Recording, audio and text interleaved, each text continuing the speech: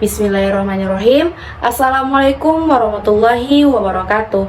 Halo semuanya, perkenalkan nama saya Atika Mulidia Rahman. Saya merupakan mahasiswi dari jurusan Hukum Ekonomi Syariah semester 6, Fakultas Syariah dan Hukum, Universitas Islam Negeri Alauddin Makassar.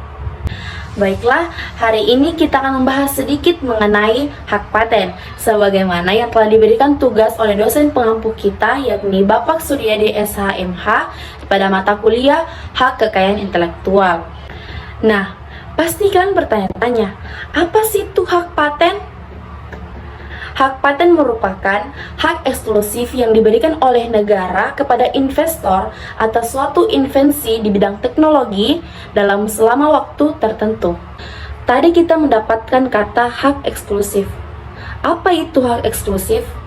Hak eksklusif merupakan hak istimewa yang diberikan kepada seseorang atau suatu pihak untuk melakukan suatu tindakan atau memperoleh manfaat tertentu, dan melarang seseorang untuk melakukan tindakan yang sama dan memperoleh manfaat yang sama.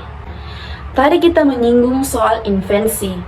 Invensi dikenal sebagai reka cipta atau sebuah ide baru, metode baru, atau produk baru yang memiliki nilai aplikatif di bidang teknologi. Hak paten juga telah diatur dalam undang-undang, yakni pada Undang-Undang Nomor 13 Tahun 2016 tentang paten. Kemudian diubah menjadi Undang-Undang Nomor 11 Tahun 2020 tentang Cipta Kerja. Lalu, apa sih tujuan pemberian dari hak paten? Yang pertama yaitu untuk melindungi hak investor dari invensinya, dan yang kedua untuk mendorong invensi dan inovasinya di bidang teknologi. Yang ketiga untuk meningkatkan kesejahteraan masyarakat. Lantas, bagaimana jika seseorang itu melanggar hak paten? Tentunya hal itu telah diatur dalam Undang-Undang Nomor 13 Tahun 2016 tentang paten dan Undang-Undang Nomor 11 Tahun 2020 tentang Cipta Kerja. Adapun sanksi yang dapat diberikan yaitu berupa sanksi pidana dengan penjara paling lama 4 tahun atau denda paling banyak 1 miliar. Dan seorang pemegang hak paten juga dapat menuntut pelanggar hak paten untuk mendapatkan sanksi perdata.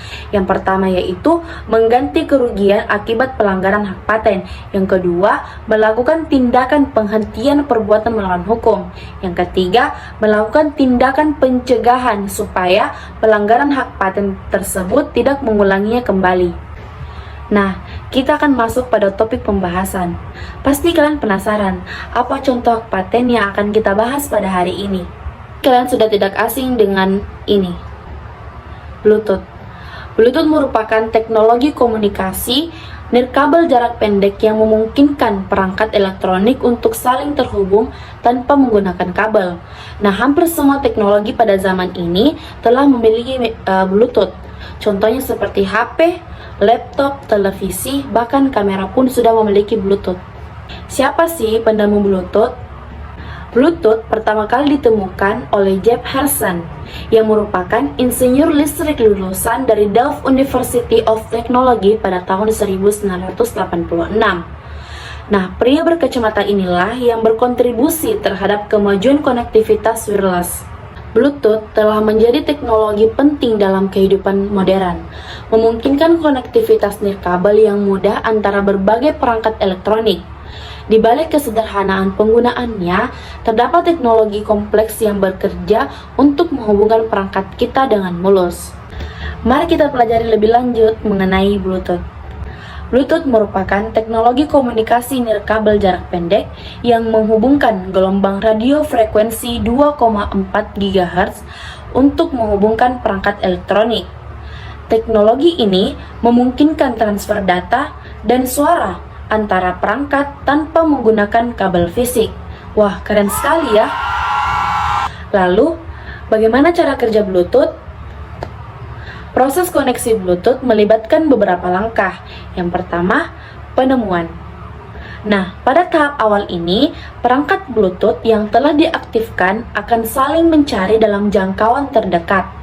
Langkah yang kedua, yaitu pemilihan. Pengguna memilih perangkat yang ingin dihubungkan dari daftar perangkat yang terdeteksi. Langkah yang ketiga yaitu pairing. Perangkat saling memverifikasi identitas dan mendirikan koneksi aman menggunakan kode PIN. Dan langkah yang keempat yaitu transfer data. Setelah terhubung, perangkat dapat saling bertukar data seperti file, audio, ataupun kontrol perangkat.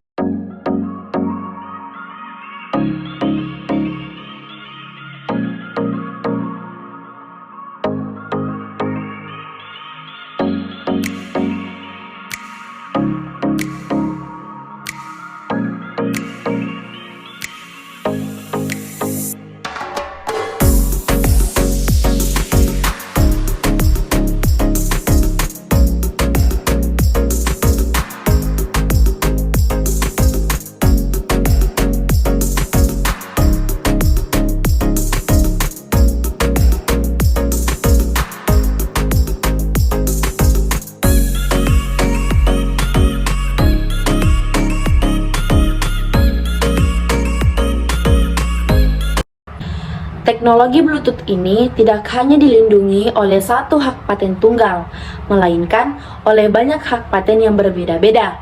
Hal ini karena teknologi Bluetooth terdiri dari berbagai komponen dan elemen yang saling terkait, dan beberapa elemen mungkin dilindungi oleh hak paten yang dimiliki oleh berbagai perusahaan dan lembaga penelitian. Nah, masing-masing hak paten tersebut memiliki masa perlindungan yang berbeda-beda, tergantung pada tanggal diterbitkannya. Nah, secara umum, hak paten di Indonesia memiliki masa perlindungan selama 20 tahun terhitung sejak tanggal diterbitkannya. Adapun contoh nomor paten yang terkait pada Bluetooth, salah satunya yaitu pada metode hopping frekuensi, yaitu US paten nomor 5,575,285 frekuensi hopping system for mobile radio communication yang dikeluarkan pada tanggal 19 November 1996. Baiklah, itulah tadi materi mengenai hak paten dan juga contoh hak paten pada Bluetooth. Mohon maaf apabila ada salah. Wassalamualaikum warahmatullahi wabarakatuh.